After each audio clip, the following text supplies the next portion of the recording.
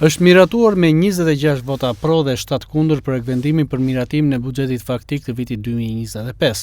Relacionin e këtij projektvendimi për ta shpjeguar për këshilltarët bashkiak ka mbajtur drejtuesi ekonomik i Bashkisë Vlorë Hikmet Haxhajt. Sipas Haxhajt, buxheti faktik është një detyrim ligjor që duhet përmbushur. Ai ka relatuar treguesit kryesor duke filluar nga vlera e tij, mbështetja nga buxheti i shtetit dhe deri tek investimet e realizuara. Të ardhurat.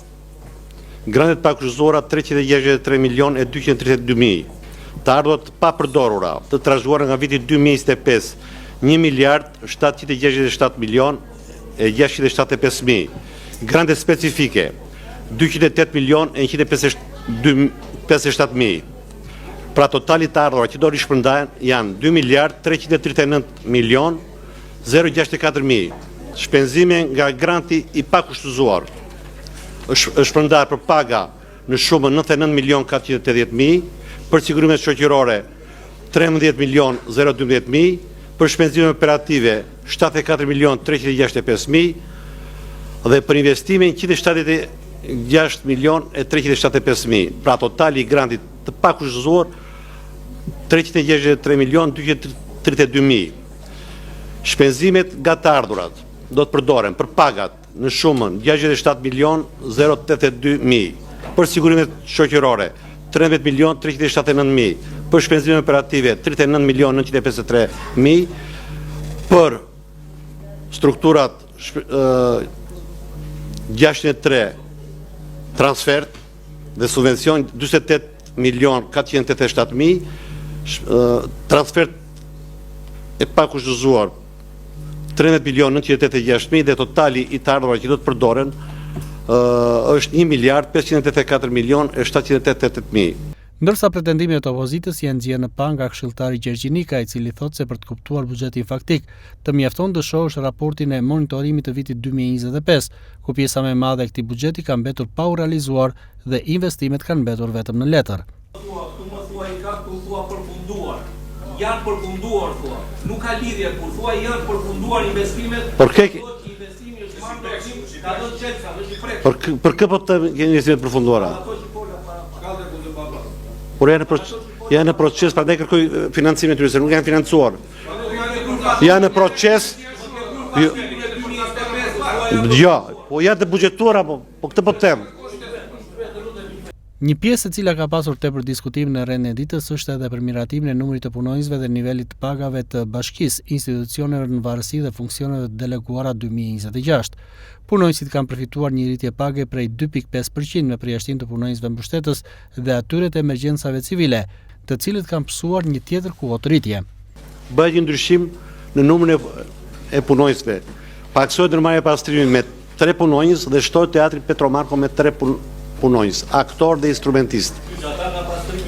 Jo, paksohet, janë vendet pa plotësuara të ndërmarrja e pastrimit si strukturë, po them, si organik.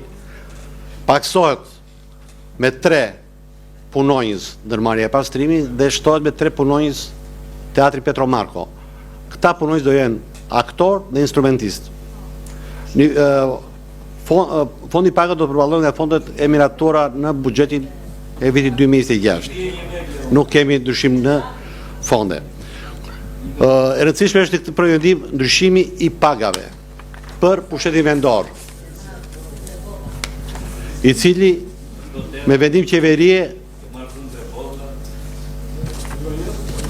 me vendimin numër 103 datë 11/2/2026 është bërë ndryshimi i nivelit pagave të pushtetit vendor.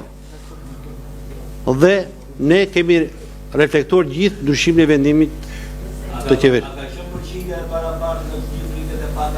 Me përjashtim të punonjësve mbështetës, e cila e citon nga 47 kalon 57. 100.000 lekë. Kushtet tjerë janë arritur me 2.5. Sipas këshilltarëve të opozitës, pretendimet në lidhje me këtë projektvendim janë të njëjta çdo vit. Atirt Hoxha thotë se Bashkia Vlorë ka 1600 punonjës, ku vetëm një pakicë e tyre punon. Për shkak të kësaj anomalie, shumë shërbime nuk bëhen të prekshme për qytetarët. Administrata përpiqet gjithkohën të na sqarojë,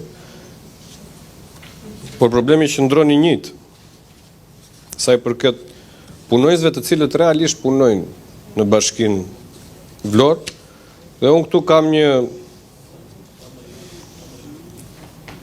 vëzhgim personal, nga të paktët njerëz që shikoj faktikisht që punojnë janë ata zotrin që bëjnë pastrimin e qytetit, nga të paktët. Dhe nga të paktët që shikoj realisht të punojnë janë dhe një grup njerëzish që merren me mirëmbajtjen e atyre pak lulishteve të cilat ka qyteti jonë. Ndërkohë është për të ardhur keq me një numër kaq të madh punonjësish, 1600 punonjës, të shikosh në qytet jo më shumë se sa 50 apo 60 veta të cilët punojnë me ato makinat e pastrimit në për kontenierët e mbeturinave dhe ato pak lulishte thash dhe njerëz që mirëmbahen. Edhe pak njerëz realisht duhet theksuar dhe kjo gjatë rreshjeve të shiut janë disa zotrin që dalin përsëri në ato në ansoret e rrugëve që kujdesen që ato gjethet që na solli ai lideri global këtu mos pengojnë rrjedhjen e lirshme të ujit. Nga bulevardi i Palmave që një rruga Vlorë Skel ose bulevardi Ismail Qemali sot është kthyer në bulevardin e alergjive. Nga gjethet edhe nga ato pushet e atyre repeve, palma, repe çaj ka vendosur ai, se ai vjen edhe bën çaj do qefi. Mua vjen shumë keq që një shumë e konsiderueshme nga buxheti i Bashkisë Vlorë shkon për rroga dhe sigurime shoqërore dhe rroga të majme për njerëz që e kam thënë dhe do vazhdoj ta them. 7 këshilltar kryetare bashkisë, drejtora drejtorie, përgjegjësa sektorësh, inspektor të kategorive të larta të cilët nuk kanë më karige se ku të qëndrojnë në përzyrat e institucionit bashkisë, godinës bashkisë. Shkon atje, gjën 2 ulur dhe 3 në këmbë që vinë vërdall se nuk ka më karige. Aq shumë janë punësuar nga këta simpatizantët e rilindjes sa nuk ka më vende në zyra për të qëndruar specialistët. Këshilltari Ervis Moçka njëkohësisht drejtuesi i këshilltarëve të Partisë Socialiste ngre një tjetër shqetësim ku thotë që shumë punonjës po shtohen në institucione ndërkohë që shumë shkolla të qytetit nuk kanë ende roje të godinave për të ruajtur rendin dhe sigurinë në brendësi të tyre. Para disa javësh jam thëritur dhe kërkuar nga drejtoresha e një shkolle që më parashtroi një problematik. Një shkollë 9-vjeçare e qytetit tonë dhe më pas doli që këtë problematikë kanë dhe 2-3 shkolla tjera.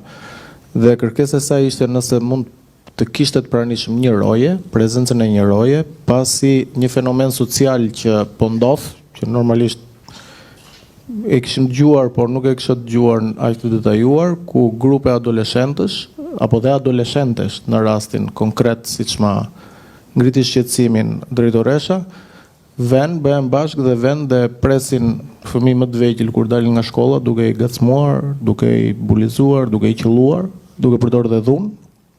Drejtoresha ishte përballur me këtë fakt, kishte lajmëruar dhe policinë, e cila kishte reaguar, por e kufizuar pasi me minoren nuk mund të ndërhyj siç ndërhyn me majoren.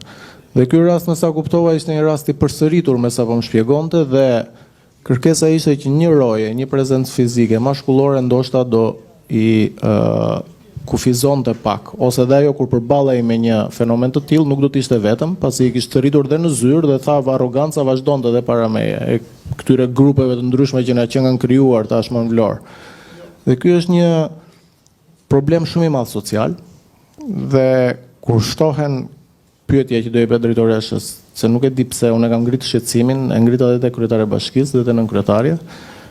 Kur ne shtojmë normalisht me merit, siç tha dhe zoti Hoxha, 2 instrumentist, aktor apo dhe punonjës gjelbërimi. Kaq problem është për të shtruar 3 roje me këtë projekt vendim në 3 institucione kur ky problem nuk më përket vetëm mua si prind, por i përket çdo prindi i qytetit Vlorës.